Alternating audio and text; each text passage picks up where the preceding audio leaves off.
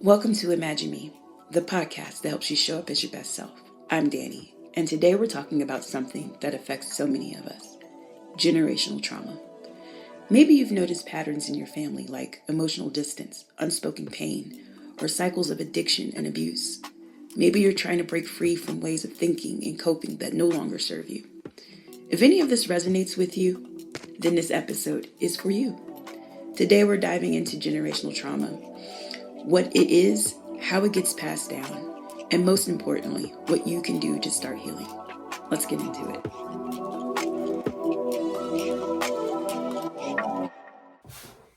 So, welcome back to the Imagine Me podcast, returning family members and new family members. You asked, and here we are, our beautiful faces. Yeah, that's funny. Well, let's just dive right into it today. So many of us inherit more than just our eye color, our last names. We also inherit patterns of trauma, emotional wounds, and coping mechanisms from past generations. In this particular episode, we're going to explore generational trauma and how it's passed down and the first steps you can take in breaking the cycle. All right? Okay. You ready for this? Yes. So some key takeaways I want you at home to think about is what is generational trauma and how does it impact our families. We're going to discuss how unprocessed trauma gets passed down through behaviors, beliefs, and parenting styles.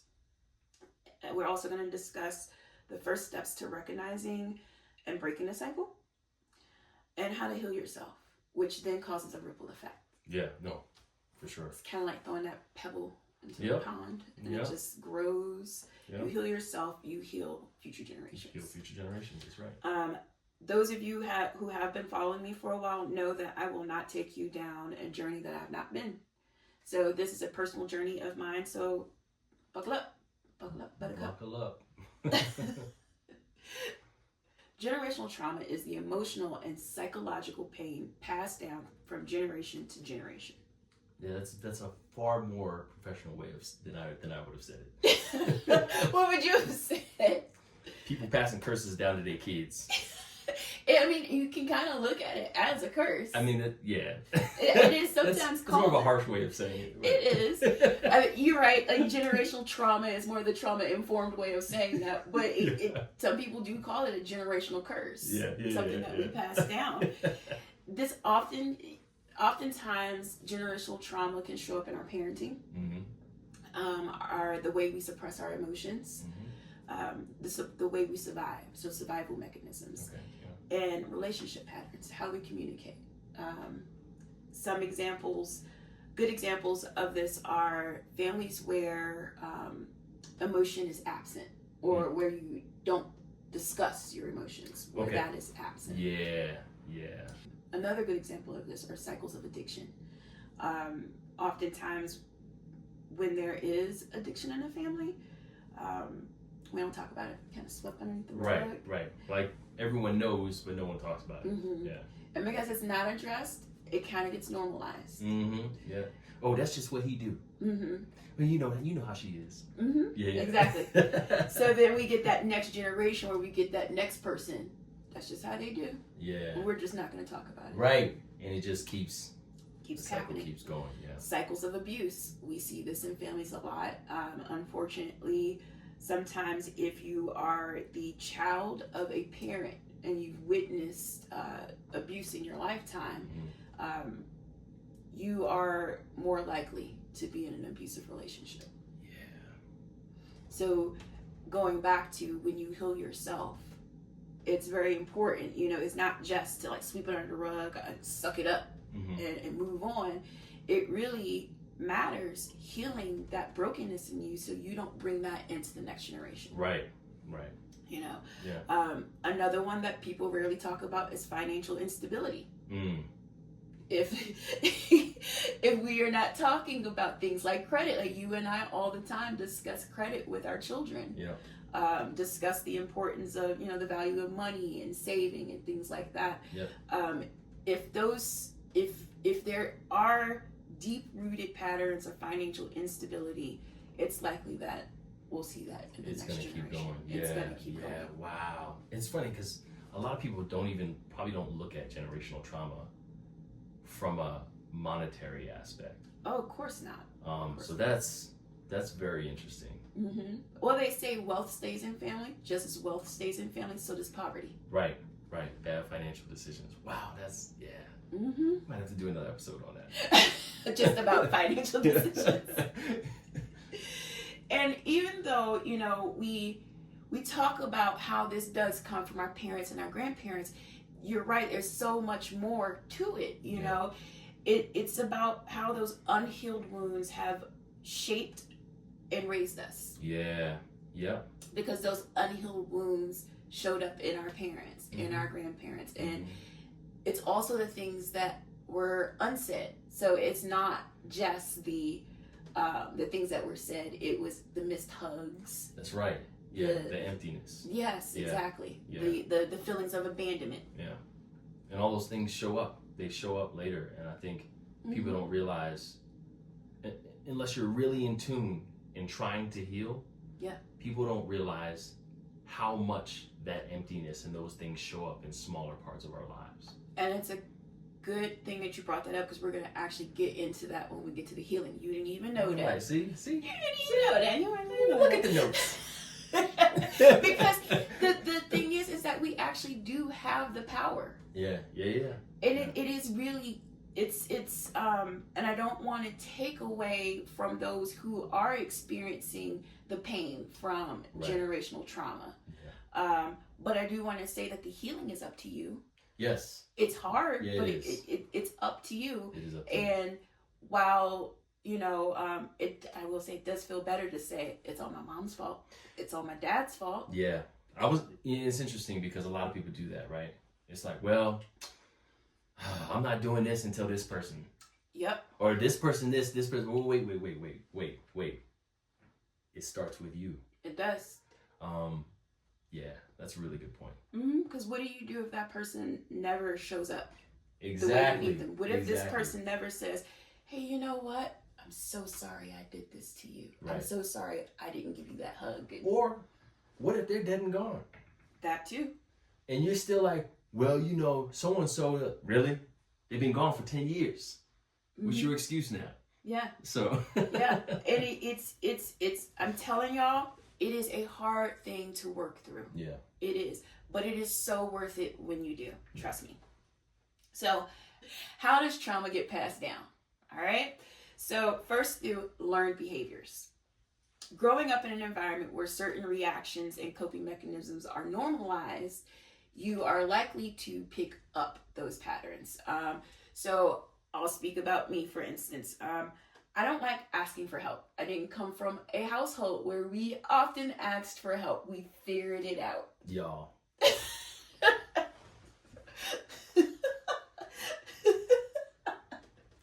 Okay. Yep. There is a meme that I love and I saved of a guy trying to move a couch, a full-size sofa. He's got one end on like an office chair like this, okay, and he's holding the other end, and he's like trying to move the couch, right? Yeah. And I laugh at that because I feel like that's a perfect representation of how I'm always trying to do things on my own. Yep. From taking every bag I could pick up from the grocery store out of my truck. Babe, do you need help? No, I got it. Yeah. Yeah, I need help. Of course I need help. Yeah, I need help. She needs help.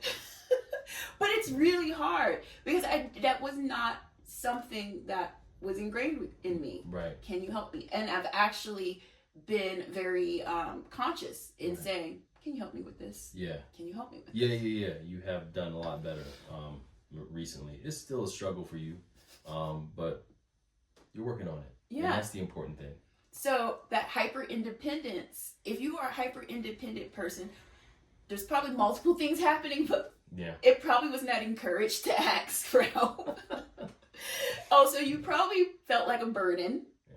You know, every now and again, if you did, get out of here, or what do you want now? Right.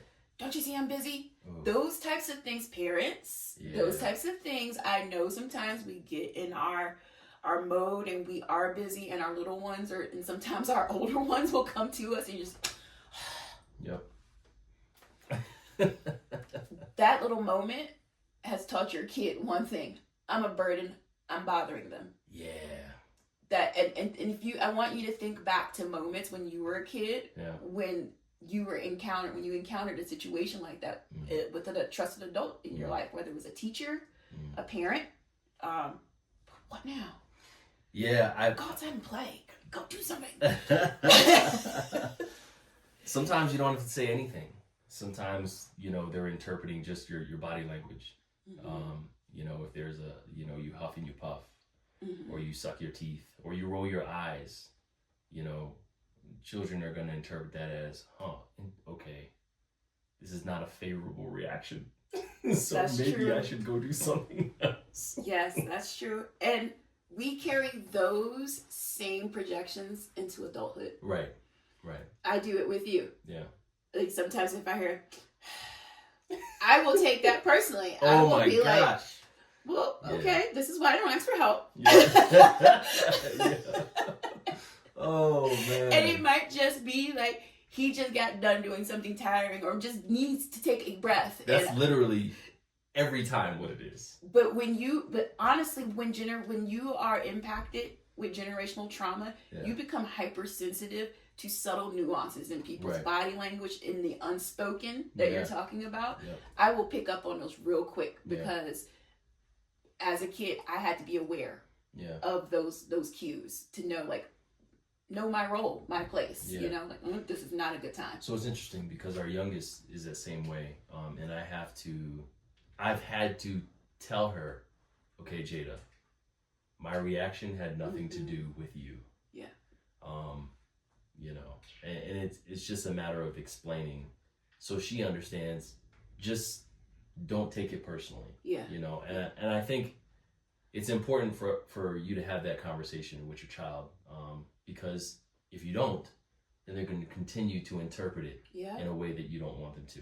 And then down the road, you're going to be like, why are they acting like this? Why are they being so cold towards me? Well, because they've been looking at your behavior all these years and you haven't corrected it. You haven't corrected it. And that's a good point, is going back, or even just saying, yeah, you interpreted it that way, but this is what I actually meant. Right. And even if you do make the mistake, because we are human and we do get tired and we may say, geez, what now? Yeah. It's okay to go back. Earlier I was really tired and that wasn't fair to say that. Yeah. Say it that way. For me, it's just like explaining to her all the things that I'm dealing with on a daily basis. So I need you to understand that there's 12 other things here that are on my mind when you come to me with this. Yeah. So. Yeah. Another way that trauma gets passed down is through, y'all, write it down, $10 million word, epigenetics. Epigenetics. Epigenetics. Epigenetics. I wish I had a pen. So research shows that trauma can impact genes and be biologically passed down. Oh, wow. So if you have family members who have survived, say, a natural disaster, and they have survived that, those survival instincts to those moments, that trauma that they experience, that can be biologically passed down through your genetics, that survival. So the fortitude. There you go. That's the word I'm looking for. That's yes. pretty neat. Mm-hmm. Aren't we built wonderfully? Yeah. Yes. Yeah. Wow. Mm-hmm. So in things like for African Americans, slavery, right? Yeah. Oftentimes we are looked at as a resilient group of people. Yeah. It's written in our code. I can't tell you how many times, and whether my mother knew what she was saying or not, when saying you come from a long line of strong women, without completely understanding what she's saying. Right. Yeah, I do. Yeah. So is the other stuff that made you resilient to that stuff. So, yeah, right. The trauma. The trauma that brought on the that strength. resilience. Yeah. Mm-hmm. No, for sure. Wow. Always learning so much during these things. Thank you. Next, cultural and societal influences. So things like systemic oppression and racism can also create that generational trauma. Yeah. So think about the messages you absorbed as a child. Did you grow up in a household where emotions were discussed, where you had to be strong all the time, Or maybe you had caregivers you loved but struggled to show it because they never learned how. These are all ways trauma can be passed down, not just in what happens, but what's left unsaid. And this brings up a really, at the time it was funny, but the more I think about it, it sits with me. There was one time where we went to go visit my mother. Okay. And we had the girls with us. And I hadn't seen my mom in a really long time, like years. And as we were leaving, as we were down to visit, Jada looks up at me and she's like, "You and your mom are really weird." Yeah. And I was just like, "What?" She was like, "We haven't seen Nana in a really long time. You did not hug your mother."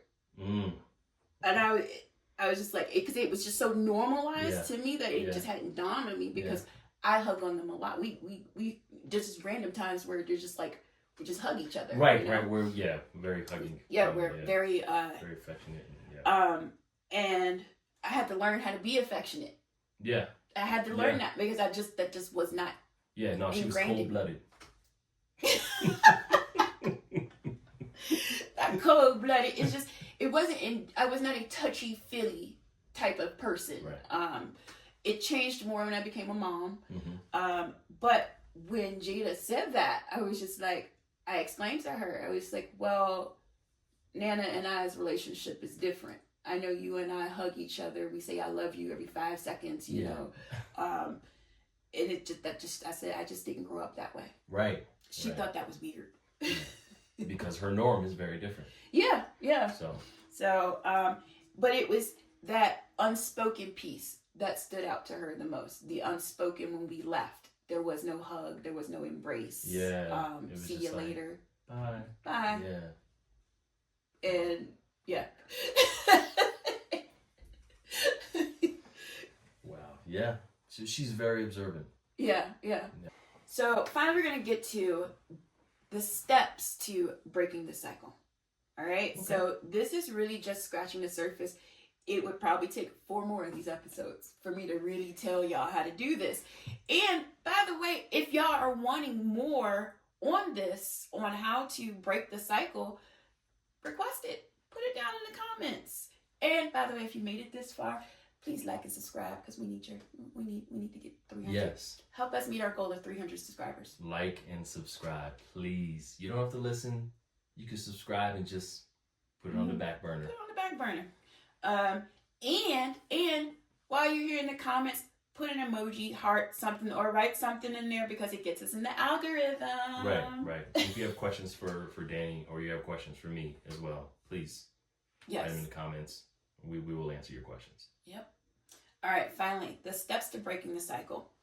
So the first step is awareness. That is noticing your family's pattern.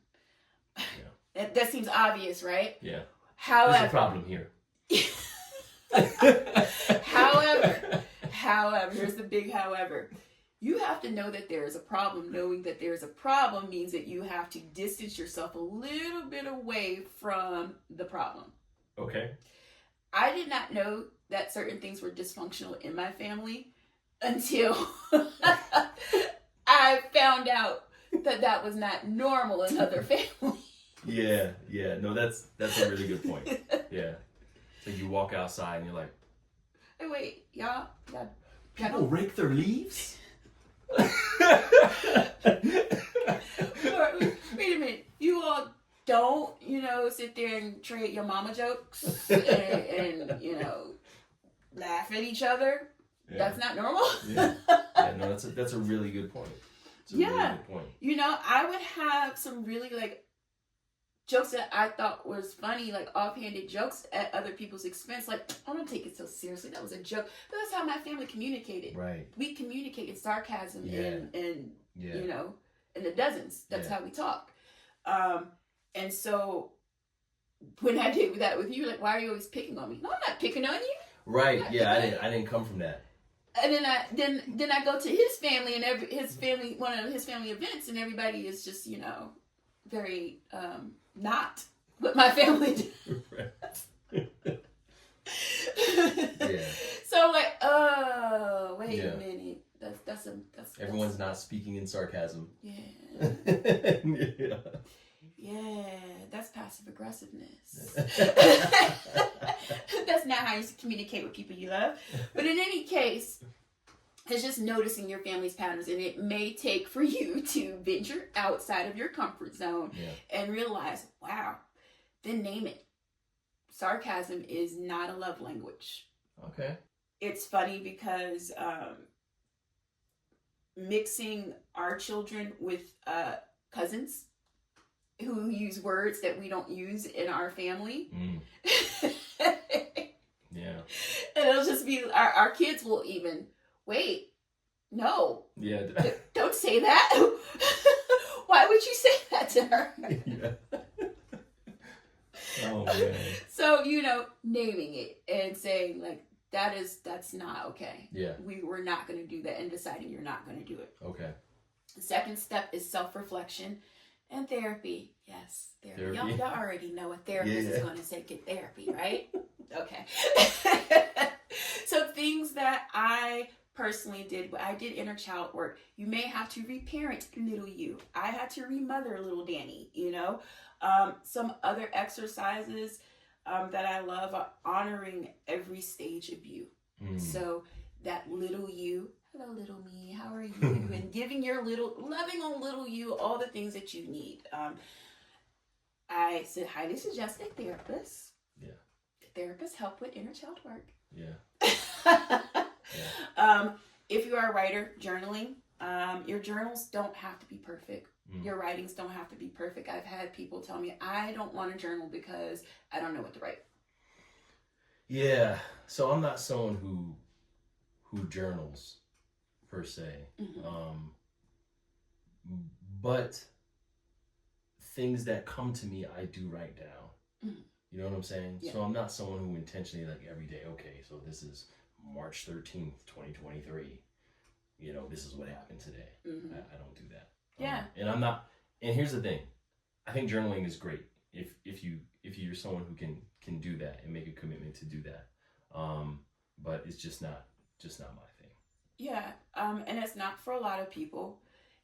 And there's more than one way to journal, and journaling, like you said, doesn't really have to be that, this morning I had eggs and bacon for breakfast, and my coworker pissed me off. Yeah. There are so many ways to journal. If you are a journal newbie or you're interested in journaling, I have journals. But the thing is, prompts help. Pinterest is a great place to find journal prompts. The other thing you can do, it doesn't have to be perfect. It can really just be drawing. It could be doodling. Yeah. It can be bullet points. Just different things, if that's something that you're into. Yeah.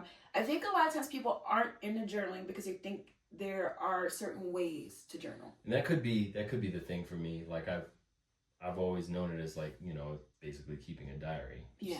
Like, and like I said, I don't do that. I'll write things in my notes when something comes to me, like something profound. Yeah. But it's not a daily thing. And it does. That's the other thing. It doesn't have to be a daily thing. It can be weekly. It can be monthly, or whenever you need it. Lastly, breaking the cycle in your own life, and this requires you to learn how to regulate your emotions. Because I'm willing to bet, in all of the things that were left unsaid, one of the main things left unsaid was how to properly handle your emotions, like sadness and anger and frustration, and embarrassment. Yeah, the really hard ones. Yeah, the ones that make you want to lash out. So learning emotional regulation really is left up to the individual and what works for them. I'm a pacer.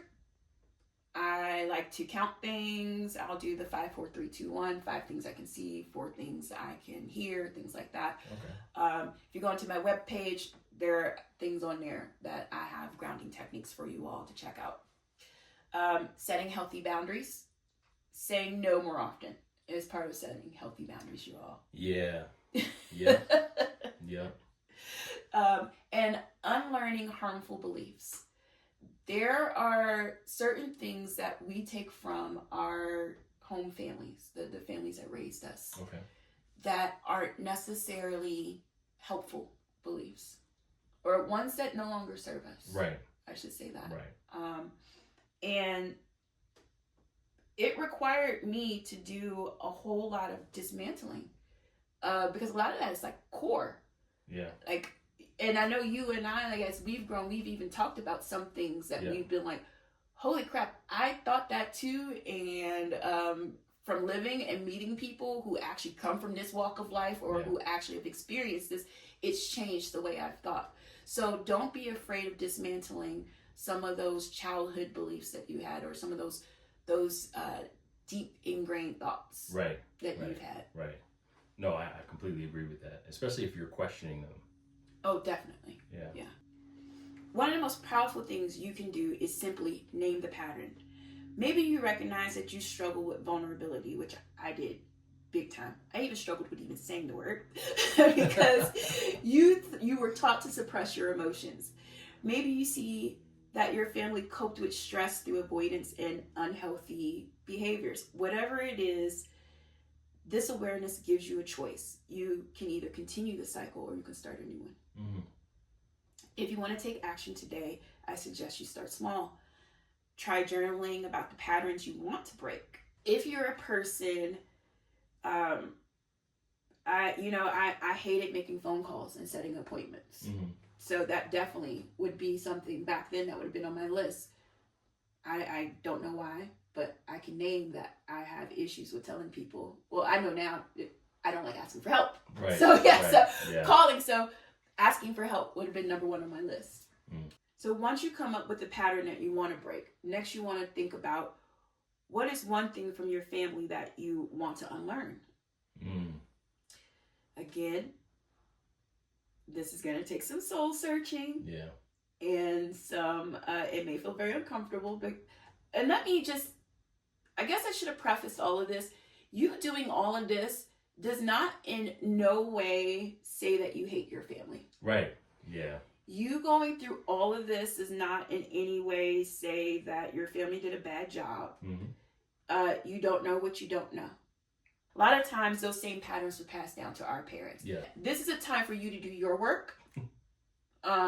And again, start small. Yeah. So we're not going to the level of calling.